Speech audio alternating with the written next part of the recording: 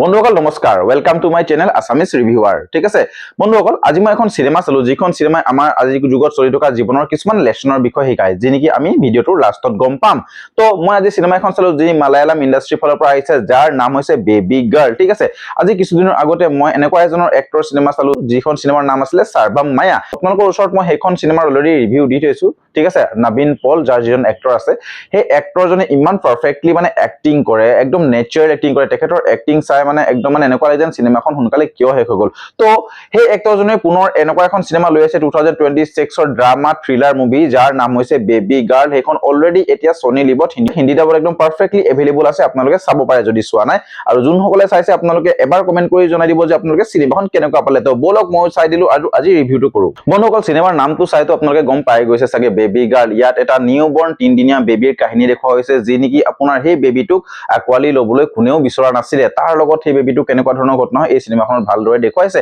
আৰু কিছুমান দৈনন্দিন জীৱনত ফুটি অহা ছবি এই মানে সিনেমাখনৰ জৰিয়তে আমি শিকিবলৈ পাওঁ ঠিক আছে মানে এনেকুৱা হয় যে ঘটনাটো ইয়াতে নবীন পলক দেখুওৱা যায় এটা হস্পিটেলৰ এটেন্ডেন্ট হিচাপে যি নেকি মানে সেই বেবিটোক চোৱাচিতা কৰিবৰ কাৰণে থাকে কিন্তু হি 2 ঘণ্টা সময় আগতে নিজৰ শিফট টেক কৰি গুচি যোৱাৰ কাৰণে সেই বেবিটোৰ লগত এনেকুৱা এটা ঘটনা হৈ যায় যে সেই বেবিটো হস্পিটেলৰ পৰা গায়েব হৈ যায় সেই বেবিটো কোনে গায়েব কৰিলে কিডন্যাপ কৰিলে নে বেবিটোৰ লগত কিবা বেয়া কাম কৰিবলৈ লৈ গৈছে সেই গোটেই ষ্টৰীটো জানিবৰ কাৰণে আপোনালোকক সিনেমাখন চাব লাগিব সিনেমাখনৰ প্ৰথমতে বহুত বেছি থ্ৰিলিং এটা সাসপেন্স দি দিয়ে কিন্তু পাছলৈকে মাজত গৈ কিন্তু সেই বস্তুটো বহুত ডাউন হৈ আহি যায় ঠিক আছে কিন্তু আপোনালোকে তথাপিও সিনেমাখনৰ লগত এংগেজিং হৈ থাকিব 3 দিনীয়া নিউবৰ্ন বেবিটো গায়েব হৈ যোৱাৰ লগে লগে হস্পিটেলত গোটেই একদম হাল্লা হুলস্থুল পৰিৱেশ হৈ যায় যত নেকি পুলিচ আহিবলৈ বাধ্য হৈ যায় আৰু তাৰ পাছত এটা ডাঙৰ ইনভেষ্টিগেশন মানে হয় যে সেই বেবিটো গ'ল ক'ত আৰু সেই ইনভেষ্টিগেশন প্ৰক্ৰিয়া কেনেকুৱা চলি থাকে সেইটো বহুত পাৰফেক্টলি এই সিনেমাখনত দেখুওৱা হৈছে পুলিচৰ মানে যেটো মানে ইনভেষ্টিগেশন চলে সেই বস্তুটো ইয়াত বহুত দীঘলীয়া প্ৰসেছত দেখুওৱা গৈছে আপোনালোকে সেই বস্তুটো চালে বহুত কথা শিকিব পাৰিব তো সেই ইনভেষ্টিগেশন প্ৰক্ৰিয়াৰ লগে লগে সেই বেবিটোক যেনেকৈ বিচাৰি থাকে তাৰ মাজতে দুটা কাহিনীৰ প্লট দেখুৱাই থাকে এটা আছে নবীন পাউলিৰ সেই এটেন্ডেন্টৰ মানে ভুলবশত হি গুচি যোৱাৰ কাৰণে বেবিটো গায়েব হৈ যোৱাৰ পুৰা কমপ্লিটলি ইলজামটো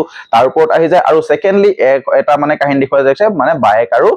ভায়েকৰ ওপৰত যি নেকি মানে সেই বায়েকৰ কাৰণে মানে বায়েকক অত্যাচাৰ কৰা গিৰিয়েকৰ কাৰণে মানে সেই বেবিটো সুৰক্ষিত নহয় তেনেকুৱা ধৰণৰ এটা কাহিনী দেখুৱাই পেলাই সেই দুটা কাহিনী কেনেকৈ মানে লগালগ হৈ পেলাই পাছত মানে ক্লাইমেক্সত এটা ইমোশনেল মানে হিট দিয়ে সেই বস্তুটো চাই আপোনালোকে ভাল পাব বন্ধুসকল সিনেমাখন ড্ৰামা থ্ৰিলিংৰ ওপৰতে বেছড আছে আৰু সিনেমাখনত থ্ৰিলাৰতকৈ বেছি ড্ৰামা পাব আপোনালোকে কেইটামান বস্তু থ্ৰিলিংত এনেকুৱাকৈ ভাল পাব যে নেকি আপোনালোকে বহুত এনজয় কৰিব বাট মাজতে সিনেমাখন ষ্টৰী লাইনটো অলপ টানিছে নিচিনা লাগে য'ত নেকি আপোনালোকে ডাউন টাইপ ফিল কৰে তথাপিও সিনেমাখনে আপোনালোকে মুডটো একদম বনাই ৰাখিব সিনেমাখন বহুত প্ৰেডিক্টেবলে হৈ যায় কিন্তু তথাপিও লাষ্টত আপোনালোকে যেটো 20-30 মিনিটৰ যিখন মানে ক্লাইমেক্সৰ আগৰ যিখিনি সিন থাকে সেই সিনখিনি আপোনালোকে পুৰা ফুললি গ্ৰিপিং পাব যে বস্তুবোৰ আপোনালোকে এনেকুৱা লাগিব যেন এই বেবিজন কাৰ ওচৰত যাব মানে নিজৰ মানে মাক দেউতাকৰ ওচৰত যাব নে বেলেগ এজন সেই ওচৰত যাব আৰু নে কিডনেপাৰ ওচৰত যাব মানে বস্তুবোৰ মানে এনেকুৱাকৈ আপোনালোকক খেলিমেলি কৰি দেখুৱায় মানে সেই ডাইৰেক্টৰজনে আমাৰ অডিয়েন্সৰ মনবোৰ লগত খেলিব বিচাৰে যে বস্তুটো আমাৰ মনবোৰ মাইন্ডবোৰ মানে প্ৰত্যেকৰে যেহেতু আমাৰ মনবোৰ চিন্তা কৰা ধৰণবোৰ বেলেগ বেলেগ তো সেই মাইন্ডবোৰ লগত জুখা মেলা কৰে এই সিনেমাখনৰ ডাইৰেক্টৰটোৱে